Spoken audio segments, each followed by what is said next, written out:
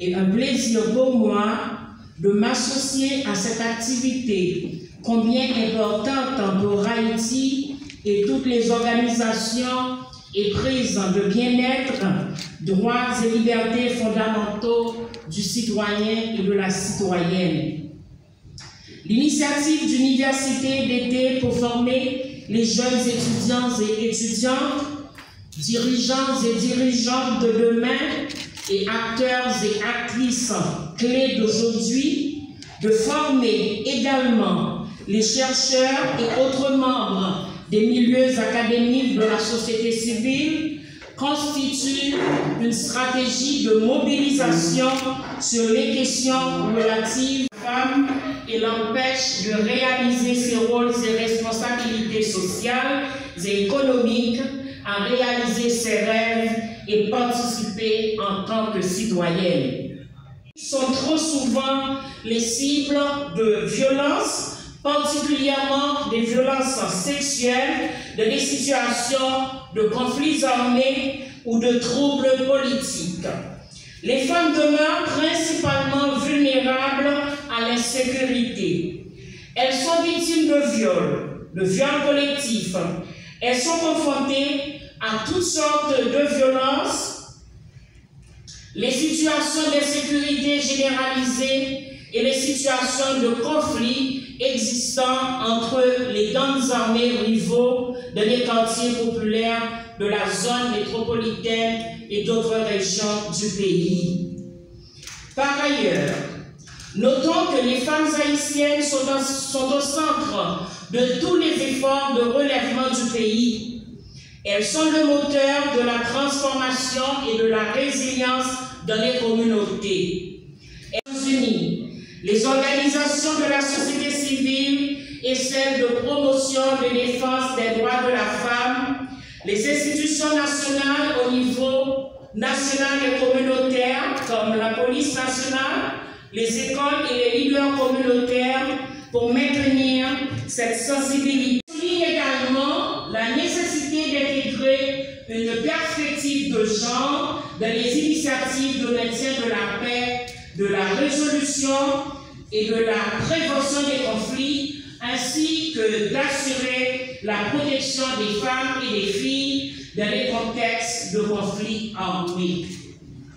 Soulignons que la résolution 1325 du Conseil de sécurité des Nations Unies met l'emphase sur 4 piliers, notamment l'importance partager ce matin avec ces discussions sur les droits des hommes et les droits des femmes. C'est mon plaisir de vous présenter avec les mandats de l'enfant, les axes principaux de notre travail et des projets qu'on implémente dans le terrain pour les droits de l'homme, c'est une très bonne question. Pendant les 5 dernières années, c'est un succès et vous avez raison. Et en présentiel, c'est à Port-au-Prince et nous pouvons compter pour le moment organiser des sessions en présentiel dans les régions, mais nous allons mettre des mécanismes grâce à la technologie en place pour nous faciliter des participations directes et à partir des réseaux qui existent et à partir des différents forats que nous avons. Sous les questions politiques aussi, et pour thématiques eux-mêmes, ce qui est important pour nous comprendre dans les thématiques, c'est que pour nous mettre nous en dedans propre réalité. L'année dernière, c'était sous corruption, donc on est du problème que nous avons avec la corruption dans le pays par rapport au respect et à l'application des droits humains. Et je dis, nous avons une thématique qui plonge nous dans une réalité profonde. Réalité, ça, c'est la réalité du pays noir. Les forces de maintien de la paix, parce que depuis 1994, chaque 10 ans au moins, nous avons une force internationale qui dans le pays, soit pour établir la paix, soit pour stabilisation. Donc ça fait partie de notre réalité. Et je dis qu'il faut nous traiter un ensemble de questions par rapport à la présence de force, notamment violation des droits de l'homme, contexte qui fait force au entrée, ça, nous devons comprendre, participer, mais aussi, qui ça qui arrivé pendant la présence de force. Par exemple, il y a les règles de conduite, il y a dans le déploiement une mission internationale, un ensemble de problèmes qui peuvent arriver et des hommes en uniforme, si on viole les droits haïtiens, si nous avons une expérience dans le passé avec la ministre qui était en pile, fille qui est enceinte, petit monde qui va dire papa. Donc il y a des procédures qui sont mises en place, nous connaissons les procédures ça, et puis on connaît tout, et comment force peut fonctionner, et les principes qui régissent à la force potentiellement mortelle et la conduite des sociétés.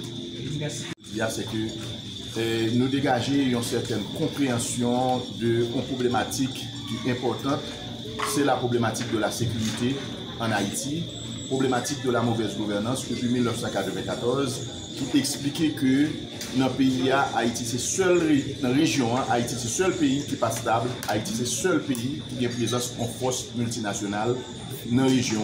Et depuis 1994, nous avons des coupures, c'est-à-dire des moments rares où nous avons une présence d'une force internationale dans le pays. Et la question, c'est une question de responsabilité, c'est une question d'engagement, c'est une question de leadership. Et la question est purement haïtienne et comment nous sommes capables de construire un nouveau leadership avec génération que nous avons là pour une nouvelle forme de gouvernance. Le choix du secteur, donc le secteur a organisé des élections démocratiques, des élections ouvertes.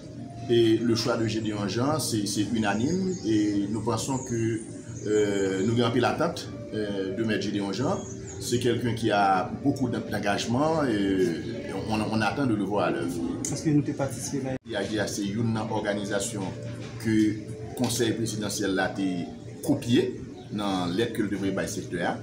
Donc IHDH n'a pas organisé principalement, mais IHDH fait partie de structures qui organisent l'élection. En revanche, qui sont